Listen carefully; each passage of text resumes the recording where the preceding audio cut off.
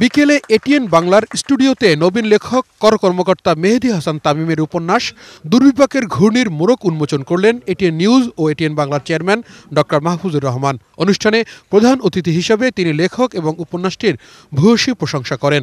লেখার স্টাইলটা নতুন ইয়াং রাইটার হিসেবে আমি বলবো উনি বোধহয় একটা নতুন দিগন্তর সৃষ্টি করতে যাচ্ছেন, যে লেখার স্টাইলটা এটা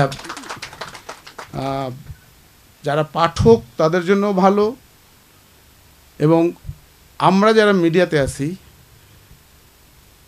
তাদের জন্য এইসব গল্প ভালো। এই কারণে আমি বলবো এইসব গল্প দিয়ে খুব সহজে আমরা সিনেমা, ধারাবাহিক নাটক বা টেলিফিল্ম নাটক তৈরি করতে পারবো। সমাজের অবক্ষয় রোধে নবীন লেখকদের যুগ উপযোগী সাহিত্য সৃষ্টির আহ্বান জানান তিনি। আমাদের নতুন প্রজন্মের ছেলেদের যে নৈতিক অবক্ষয় হচ্ছে, এটার পরিবর্তন যদি আনতে হয়, কিন্তু আনতে হবে এই লেখনীর মাধ্যমে। লেখনীতে তাদের বুঝাইতে হবে, তাদের শিখাইতে হবে, কারণ আগামী প্রজন্মের ছেলেমেয়েরা যদি এভাবে নষ্ট হতে থাকে তাহলে আমরা কার উপর ভরসা করে দেশ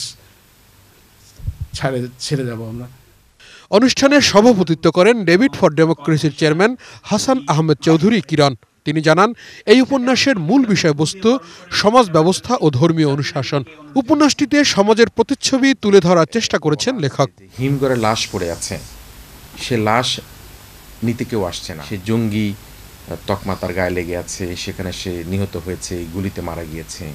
কিন্তু সেই ছেলেটি বলছে তার বাবাকে, বাবা আমার যখন জ্বর আসতো তুমি আমাকে ডাক্তারের কাছে নিয়ে যেতে, আজ কেন তুমি আমার লাশটি নিতে আসছো না?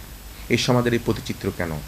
সমাজ ব্যবস্থার মধ্যে এটি কেন তৈরি হয়েছে আমাদের দেশে? আমাদের দেশ তো পাকিস্তান না, আমার দেশ তো আফগানিস্তান না, আমার দেশ তো সিরিয়া না, আমার দেশ কেন এরকম হবে? সে জায়গাগুলো সেখানে তুলে ধরার চেষ্টা করেছে। বিশেষ অতিথি কর কমিশনার আতিয়া নাহার ও মাহবুবা হোসেন বলেন, ছোট ছোট ঘটনা মানুষের জীবনে কিভাবে পরিবর্তন আনে এই উপন্যাসে সে বর্ণনা উঠে এসেছে। উপকর কমিশনার যে চেয়ারে মেহেদী বসে আছে সেটি সবচেয়ে ব্যস্ততম চেয়ার, এবং এই কষ্টসাধ্য এবং জটিল কাজটি সম্পাদন করার পরে মেহেদী একটি উপন্যাস লিখে ফেলেছে, এটি আমার কাছে খুবই একটা চমৎকারিত্বের বিষয়। বইটা যেটা নাকি সবচেয়ে আমাকে আকর্ষণ করেছে সেটা হলো এটা লেখনের স্টাইলটা। লেখাটা উড়ন্ত লেখা যার, সেটা একদিন না একদিন সাকসেসফুল হবেই। পরে ডক্টর মাহফুজুর রহমান দুর্বিপাকের ঘূর্ণিকে কাহিনী চিত্র হিসাবে চিত্রায়িত করার প্রতিশ্রুতি দেন। তাওহিদ সৌরভ, এটিএন নিউজ, ঢাকা।